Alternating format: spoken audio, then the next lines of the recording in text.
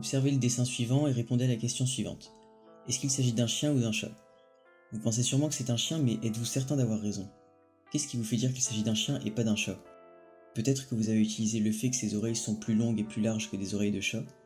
Mais qu'est-ce qui vous dit qu'il ne s'agit pas d'un chat victime d'une malformation? Peut-être que vous vous êtes alors basé sur la forme de son museau. Mais encore une fois, le même problème se pose. Rassurez-vous, il s'agit bien d'un chien, mais pourquoi votre cerveau est-il si sûr de lui? Pour répondre à cette question, j'aimerais vous en poser une autre. Quand est-ce que vous avez appris à distinguer un chien d'un chat? Sûrement à 2 ans ou à 3 ans. Mais que s'est-il passé à vos 2 ans pour que votre cerveau soit devenu capable de savoir si un chien est un chien? Il s'agit sûrement d'un processus qui s'est réalisé sur le long terme et pas du jour au lendemain. En effet, je doute que vous ayez eu une conversation avec vos parents pour qu'ils vous fassent la liste des caractéristiques physiques d'un chien et celles d'un chat. En fait, votre cerveau a appris tout seul à différencier un chien d'un chat. Disons que jusqu'à vos 2 ans, parmi tous les animaux que vous avez vu 100 chiens. Parmi ces 100 chiens, on peut distinguer 2 catégories. Dans la première catégorie, on a les chiens dont votre cerveau n'a pas été informé qu'il s'agissait d'un chien. Par exemple, vous avez accompagné vos parents au magasin et vous avez brièvement vu une chose, il se trouve que c'était un chien mais vous ne le saviez pas. Et dans la deuxième catégorie, on a les chiens pour lesquels votre cerveau a fait l'association entre ce que vous avez vu et le mot chien. Par exemple, vous avez regardé un dessin animé avec un chien qui parle et dans lequel tous les personnages l'appellent le chien.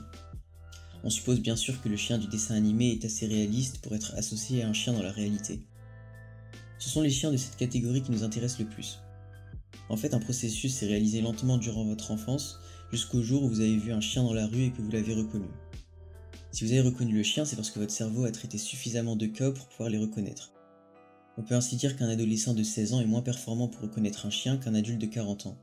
Ça peut paraître étrange, mais théoriquement c'est vrai, en supposant bien sûr que les deux individus aient les mêmes capacités visuelles, etc., etc.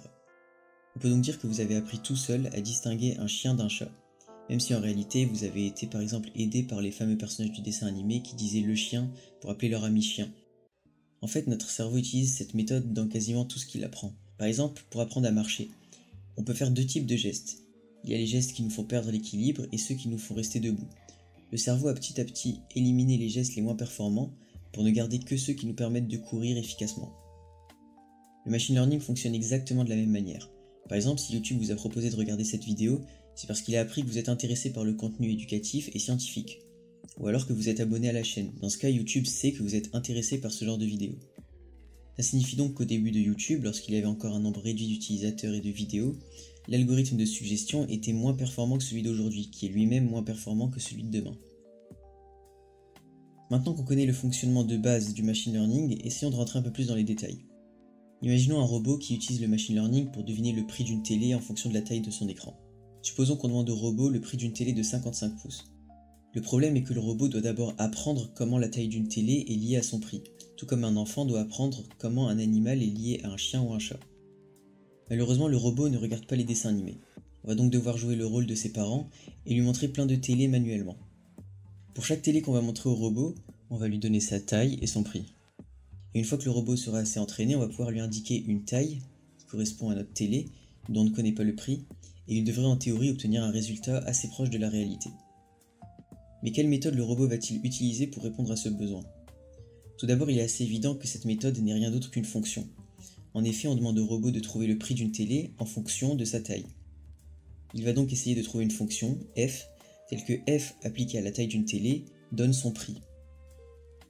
Vous devez sûrement vous demander quel est le rapport avec un enfant qui apprend à distinguer un chien d'un chat.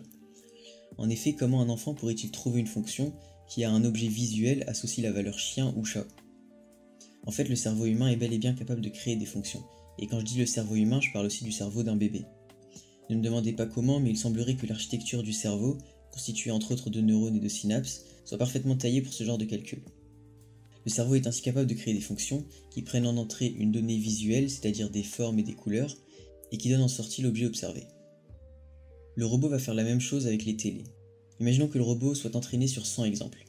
Pour les visualiser, traçons un repère ayant pour abscisse la taille de la télé et en ordonnée le prix de la télé. On peut alors placer l'ensemble des points qui correspondent aux données d'entraînement du robot, et on peut alors remarquer que les points suivent une certaine tendance. Mais comment le robot va-t-il faire pour comprendre cette tendance de lui-même? Comment aurait fait un humain? Au début, il va se tromper, c'est-à-dire qu'il va voir un chien et penser que c'est un chat. Le robot va donc faire la même chose et commencer par choisir des fonctions au hasard. Par exemple, il pourrait commencer par se dire « Peut-être que la fonction qui fonctionne le mieux pour prédire le prix d'une télé est la suivante ». Il va alors appliquer cette fonction aux données d'entraînement et remarquer qu'en fait, elle n'est pas très précise, voire pas du tout. Il va donc la réajuster en modifiant ses paramètres et en obtenir une nouvelle avec laquelle il va réessayer de prédire les prix des télés en fonction de leur taille. Il va alors répéter cette opération autant de fois qu'il faudra jusqu'à atteindre une précision satisfaisante. Une fois que c'est fait, on peut demander au robot de prédire le prix d'une télé à partir de la fonction qu'il a finalement trouvée. Imaginons que l'on veuille prédire le prix d'une télé de 60 pouces. Le robot calcule f de 60 et va trouver une valeur. Par exemple ici, on trouve 950 €. On en déduit donc que d'après l'entraînement du robot, le prix de la télé devrait être d'environ 950 €. Bien sûr, toutes les télés de 60 pouces ne coûtent pas 950 €. C'est d'ailleurs pour cette raison que les données qu'on a forment un nuage de points et ne sont pas tous alignés sur la courbe représentative de la fonction. Le prix d'une télé dépend bien sûr d'autres facteurs comme par exemple sa marque. Mais il y a une question à laquelle on n'a pas répondu. Comment le robot fait-il pour changer les paramètres de la fonction et en trouver d'autres qui sont meilleurs que les précédents? Tout d'abord, on sait que la fonction ne dépend que d'une seule donnée, la taille de la télé. Si on se plonge dans le cerveau du robot, on peut donc dessiner une case dans laquelle il stocke la donnée. Comme on est dans un cerveau, appelons cette case un neurone et utilisons plutôt un cercle pour la représenter. Si on considère une télé, ce neurone contient donc la taille de celle-ci. Pour faire simple, utilisons la variable t pour désigner cette taille. À partir de ce neurone, le robot va donc appliquer une fonction qui aura pour but de calculer le prix de la télé. Imaginons que le cerveau du robot ne prédise que des fonctions affines. Il va donc commencer par multiplier t par le coefficient directeur de la fonction, puis ajouter leurs données à l'origine. En notant a le coefficient directeur et b leurs données à l'origine, on trouve at plus b. Notons ce résultat p pour le prix. On obtient donc un nouveau neurone qui correspond à l'image de t par la fonction. Pour bien visualiser ce qui se passe, disons que le passage d'un neurone au suivant se fait par une synapse, et que cette synapse correspond au coefficient directeur a. Quant à leur donnée à l'origine b, plaçons-la juste en dessous du neurone de sortie pour dire qu'on ajoute b seulement après avoir multiplié t par a. On a alors fini de construire la structure du cerveau de notre robot. Maintenant, si on reprend le protocole décrit précédemment, le robot commence par essayer une fonction au hasard. Il va donc choisir des paramètres a et b de manière totalement arbitraire.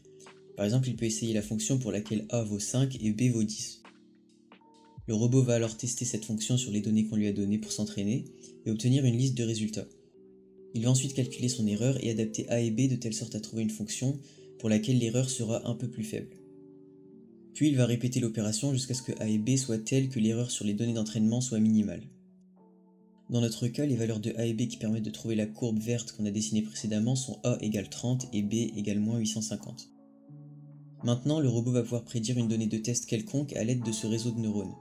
Par exemple, il va pouvoir placer 60 dans le neurone d'entrée et calculer le neurone de sortie qui vaut 950.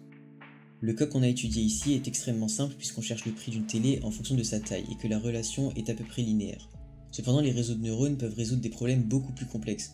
Par exemple, Netflix utilise des réseaux de neurones pour déterminer la valeur monétaire d'un client en fonction du type de contenu qu'il regarde, du temps qu'il passe sur la plateforme et de centaines d'autres paramètres. Dans les cas les plus complexes, on a même des réseaux de neurones constitués de plusieurs couches qui peuvent elles-mêmes être constitués de centaines de neurones.